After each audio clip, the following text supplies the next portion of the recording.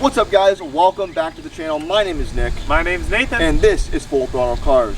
Today we've got a great video for you guys. We've got a brand new 2022 Ford Bronco and a 2020 Jeep Wrangler. We're going to do a comparison for you guys, so I hope you enjoy, and with that said, we'll jump right into the video.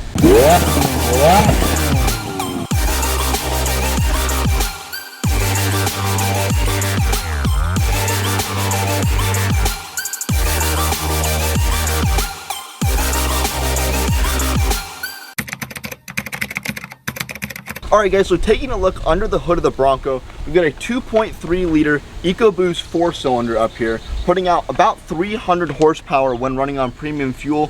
That number does drop to 275 while you're running on regular. You've also got 315 pound-feet of torque while running on regular and 325 while running on premium.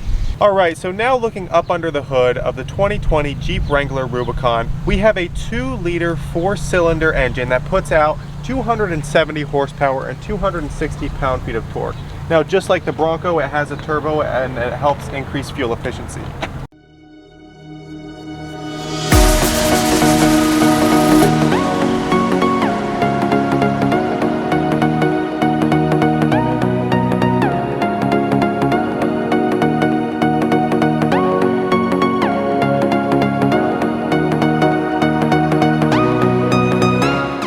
Alright guys, so let's take a look at the exterior styling of these. Both are very similar, very boxy looking, definitely not very aerodynamically efficient. You've got big fender flares here on the Jeep, which are actually in this kind of a same color scheme and material as the front bumper. On the Bronco, you've got them here in the same body color, which I kind of like better on the Bronco, but definitely the Jeep ones look good also. I do know on the Jeep, a lot of this stuff is pretty easily swapped out for aftermarket stuff. You can get very high-end metal, good bits for off-roading that'll be very durable. I assume that'll be pretty similar in the aftermarket with the Bronco.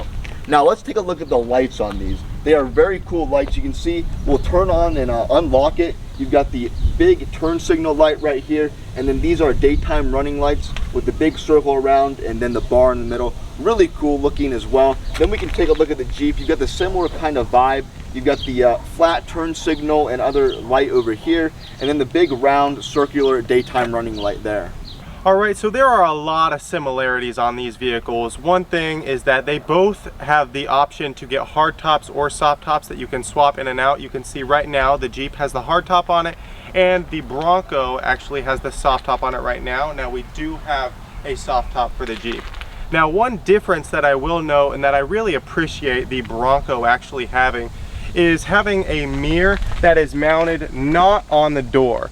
So on the Jeep, this mirror is actually mounted on the door. So if you look right here, you will see that because it's mounted on the door, whenever you take these doors off, which is something that is actually very fun to do if you want to have a really open ride, enjoyable experience, you no longer have your side view mirrors, which means that it's actually technically no longer legal. Now you can buy aftermarket side view mirrors, but that is extra money, and that's just something that you don't want to do. Whereas on the Bronco, it just comes ready to take the doors off. Alright guys, so inside the Bronco here, we've got a really big screen, and there's a really cool animation that plays whenever you first get in. We'll show you that.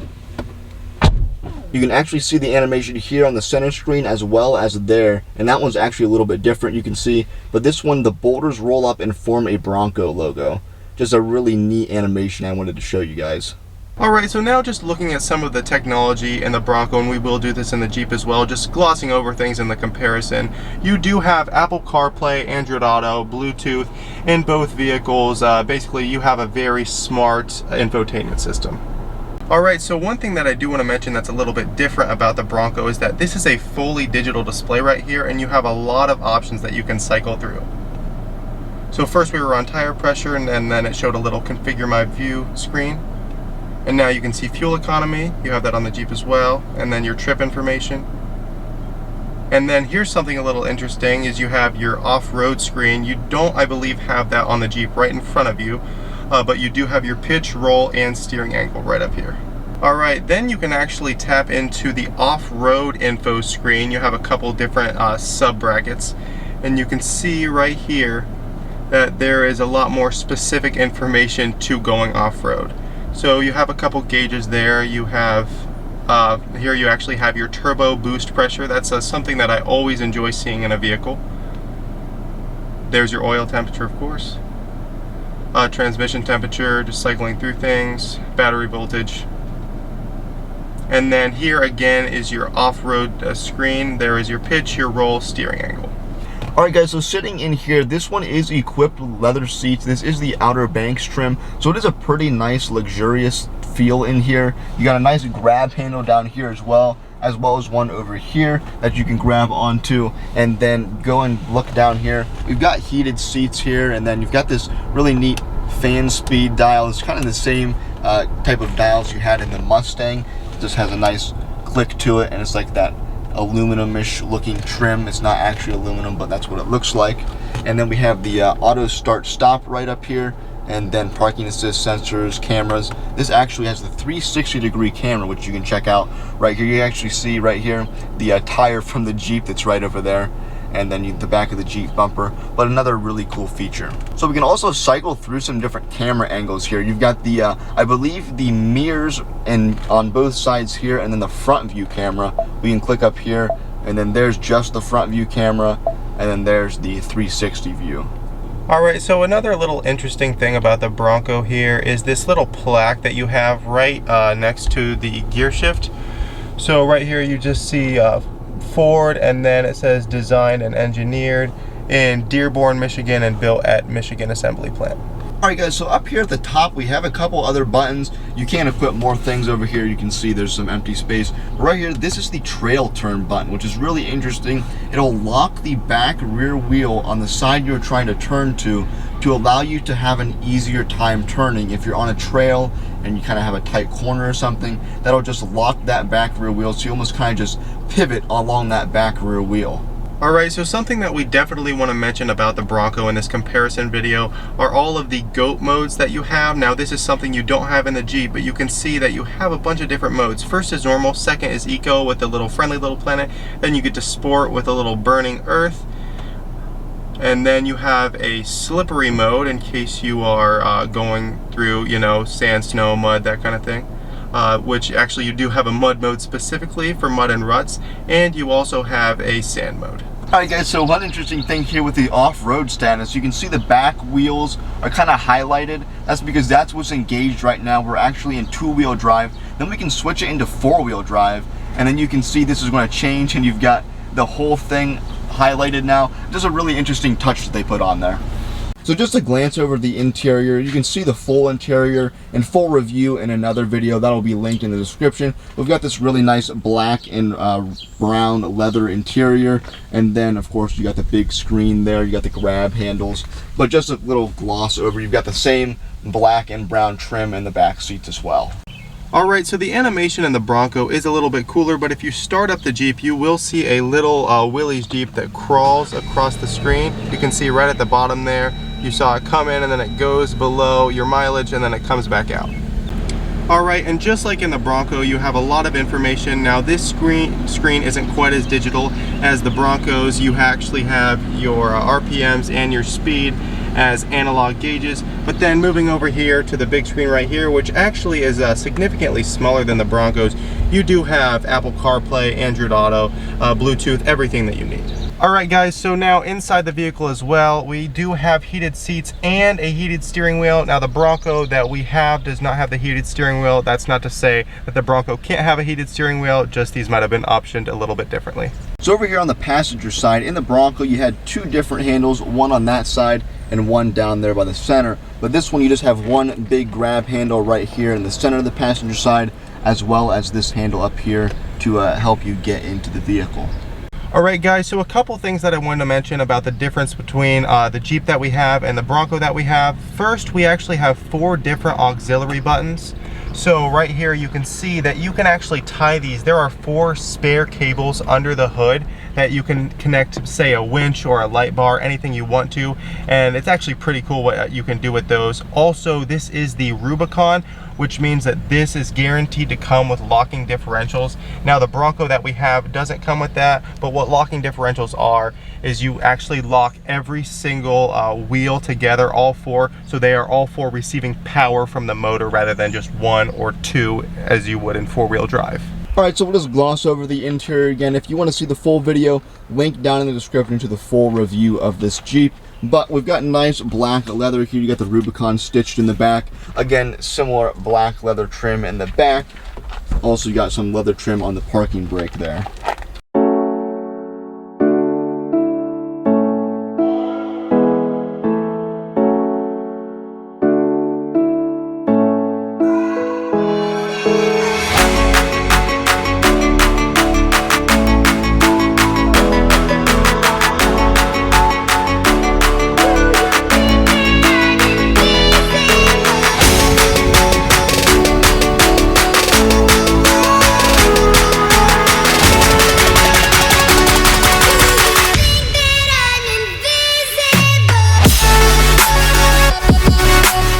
Alright guys, so we put it into sport mode. We're just going to see what it's like in sport mode. Again, it's not a very sporty car, but we'll get an acceleration here for you guys. It actually does have some pretty decent pickup and go to it. Yeah, pretty decent pickup and go, and it's really holding those revs pretty high right now. Like, it's holding it around 3,000 right now, right when I did that. So the engine is kind of... you can definitely hear that in the background. Not a whole lot of wind noise I'm noticing in here. I think it's actually quieter than the Jeep is. There's just another little acceleration for you in normal mode. You can definitely tell it's shifting quicker than when it's in sport mode. Again though, very quiet in here. I'm pretty surprised. The Jeep, I think, is way louder in here. And this does feel like a very big vehicle. Now, it is a big vehicle, and I'm used to small sedans and now the 350Z, which is even very small. But I have driven the Durango and stuff before a lot, so it does feel pretty similar to that. But especially, I think the boxiness of it kind of makes it feel a little bit bigger. You got the two you can see out front, the two kind of indents up there on the hood on each side that you can see, kind of almost like a marker on where the edge of your car is. Alright guys, so we're kind of in some twisty-ish roads here. There is a little bit of body roll I'm feeling. I'm not taking these corners all that tight, but I definitely right there feel a little bit of body roll going that way, but it's not that bad. It's probably pretty similar to what a Jeep would be. Alright guys, so I just jumped in the Jeep after being in the Bronco. One thing I immediately noticed, these seats are still manual controlled. I have to, down here at the bottom, pull the lever down here to slide it forward. Something that in the Bronco, they are all fully automatic. This is something that I noticed, kind of a technology gap there between the Jeep and the Bronco. All right, guys, we'll get a little acceleration out of here for you from now in the Jeep Wrangler.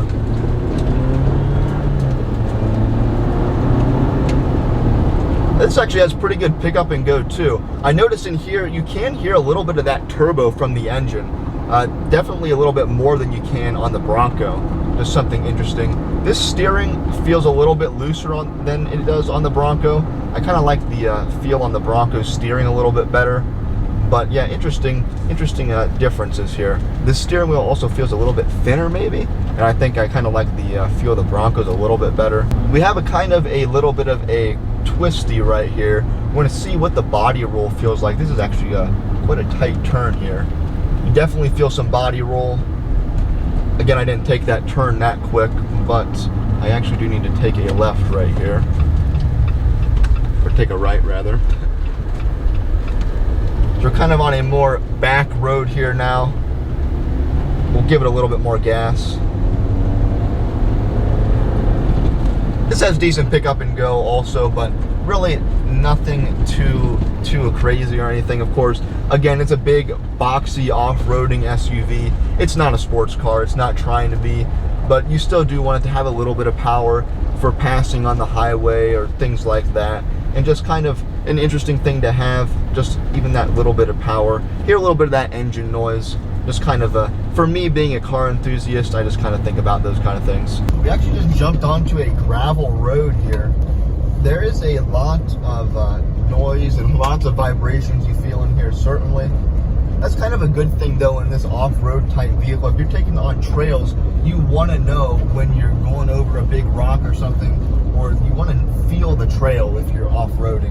We're not on any trails or anything, it's just a gravel road, but just something I picked up while driving in here. I did not drive the Bronco on the gravel road, so I don't really know what that feels like. We'll have to ask Nathan about that when he jumps back out of the Bronco. He just took a turn in the Bronco to check that out. But again, kind of bumpy in here, really. Not that great of a ride, and I feel like I had to put a lot of steering feel into that corner right there, more so than I may have with the Bronco. Again, that might have been a tighter turn, or maybe a little bit of a difference because it's on gravel. But yeah, kind of a bumpy road right here.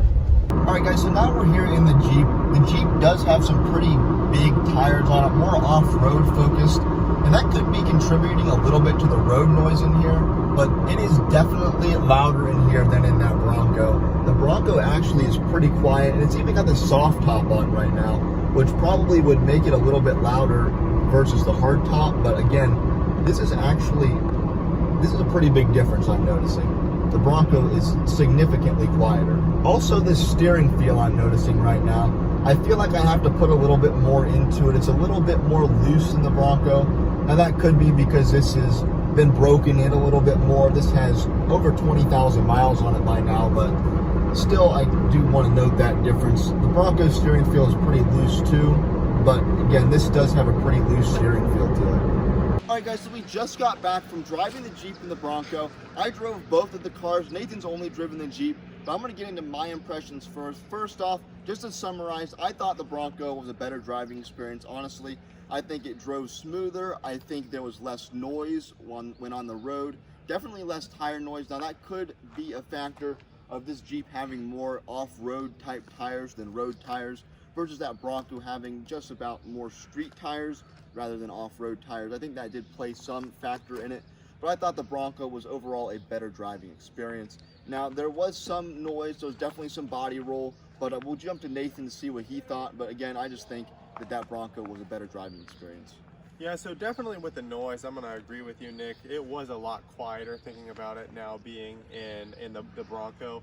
Now, I will say on the back roads, I did notice there was a lot more of a metallic ding whenever we were going, and there was gravel being thrown up on to the car. Whether that was actually maybe a product of the smaller fenders allowing rocks to hit the doors, or if there was just metal that was inside of the fenders, I'm going to assume it was the former.